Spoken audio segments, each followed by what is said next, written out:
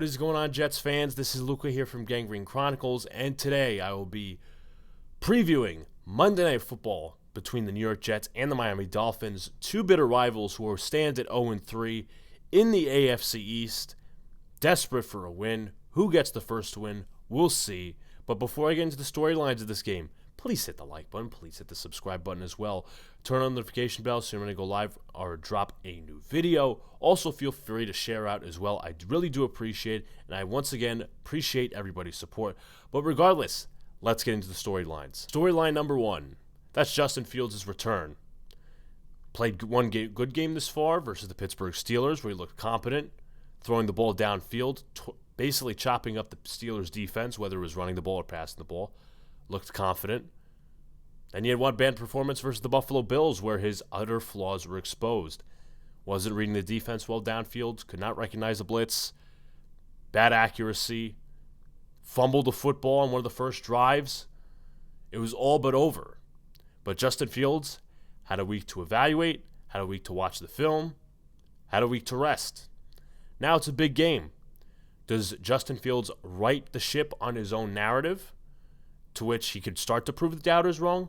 Or does he start to once again prove the doubters right, in which it's the Jekyll and Hyde performance that we'll see from Justin Fields? But with that being said, his last game versus the Miami Dolphins, get it? I totally get it. Different Dolphins team. Fields was with the Bears. This was his second year.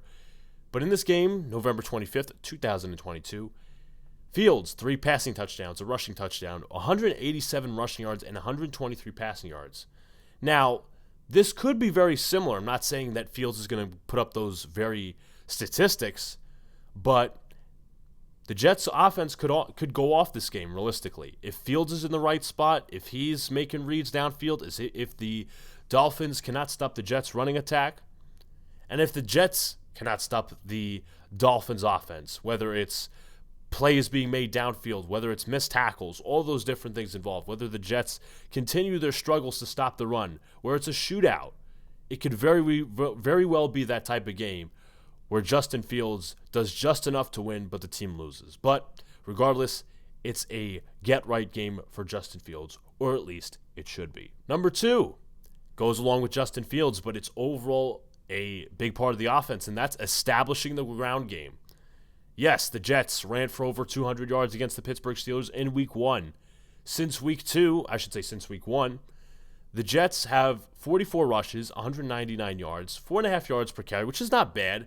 But if you look into each of the games, you watch the games, the run game wasn't consistent versus the Buffalo Bills, and they ran a lot when the team was down, and it was essentially a blowout game where the game was over, where the Bills were already controlled, they were in cruise control, they were essentially taking their foot off the gas pedal a little bit. You could say the same for the Bucs game. They took their foot off the gas pedal a little bit. Early on when the game was competitive in the first quarter and the second quarter, Jets couldn't establish a ground game. Their offensive line had trouble. Yes, they did run the football just a tad maybe in the second half, but it was mostly the passing attack just to get back into the game and eventually come from behind to take the lead before losing it again.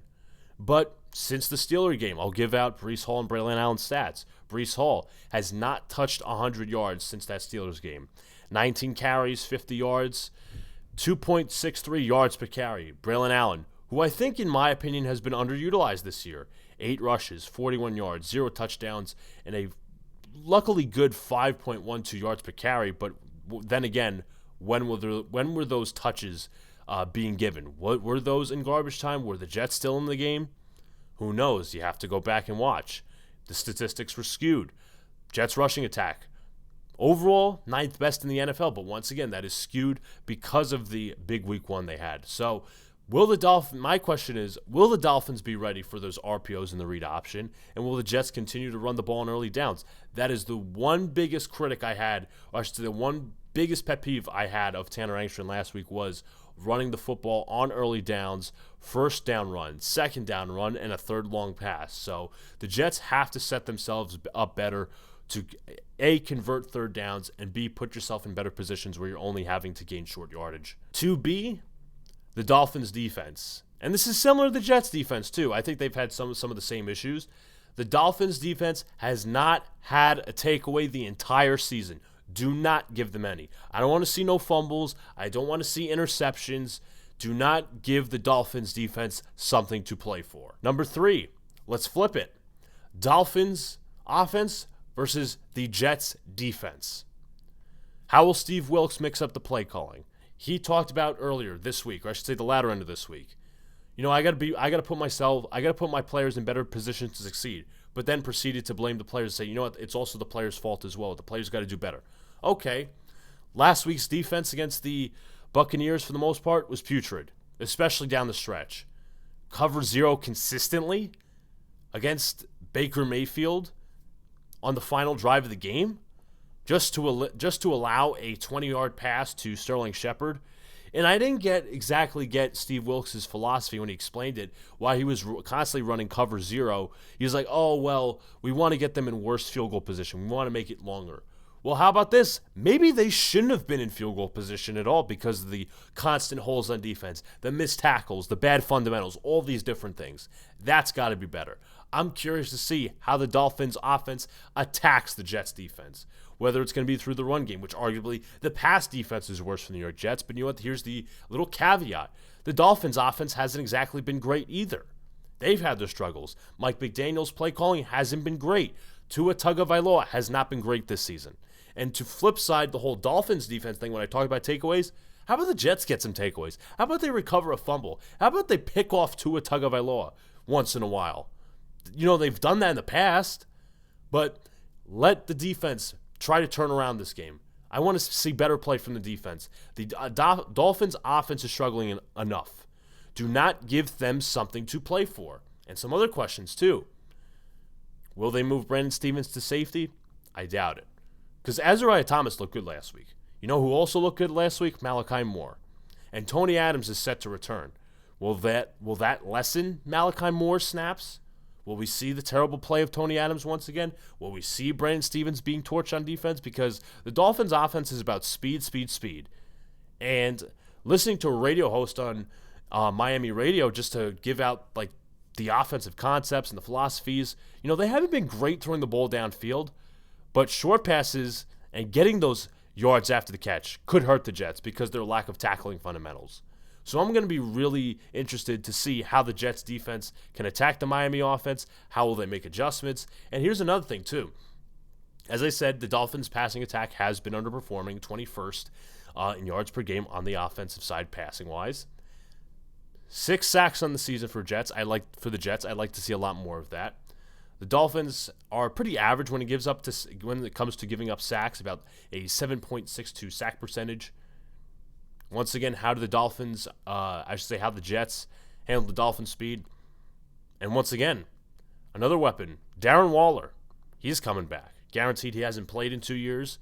He hasn't been through a training camp in 2 years, but it's going to be interesting to see how the Dolphins get him involved early with the Jets' linebacking core being so depleted. Number 4, and the final storyline.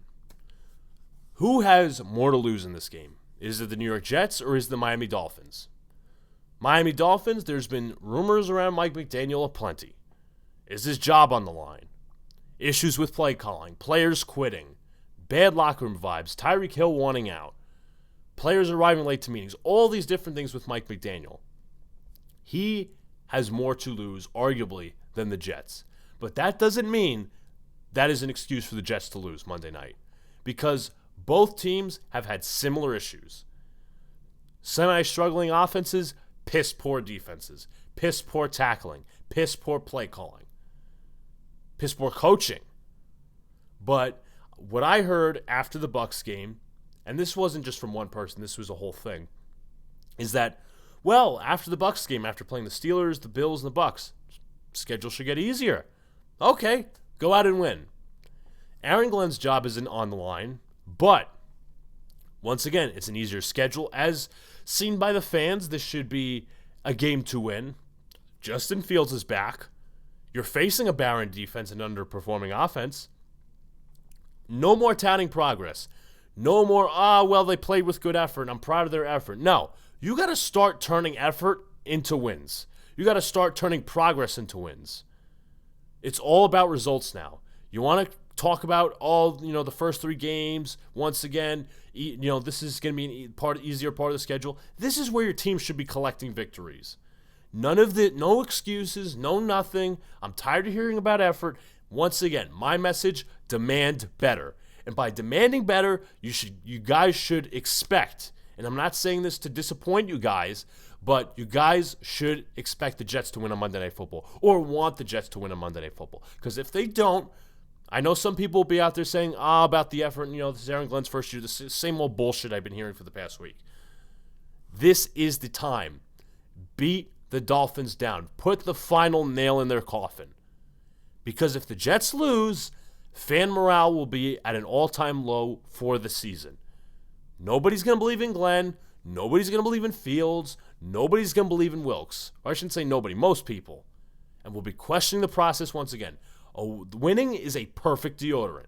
You start this week, then you go to next week versus the Cowboys, and then so on and so forth. You go week by week, game by game, quarter by quarter, possession by possession, and play by play. That's it. There is no excuse for the Jets to lose this game. That's my mindset. Demand better. And here's another thing. The Jets haven't won in Miami since 2014. But unfortunately, the way things I see it, I'm going to give out my prediction. It's going to be a 31-20 Miami victory. I do not have confidence in the play calling on the defensive side of the ball. I think the Jets put up enough points offensively. I think to start, you'll see a bit of a shootout where it's the Jets answering the Dolphins answering the Jets offensively. There might be a takeaway or two, but at the end of the game, when the offense begins to struggle just a little bit and the defense needs to make a stop, they won't, because they haven't done all year, unfortunately. This is not to be the negative fan. This is based on what I see, based on the headlines and all these different things, basically just watching and making an observation.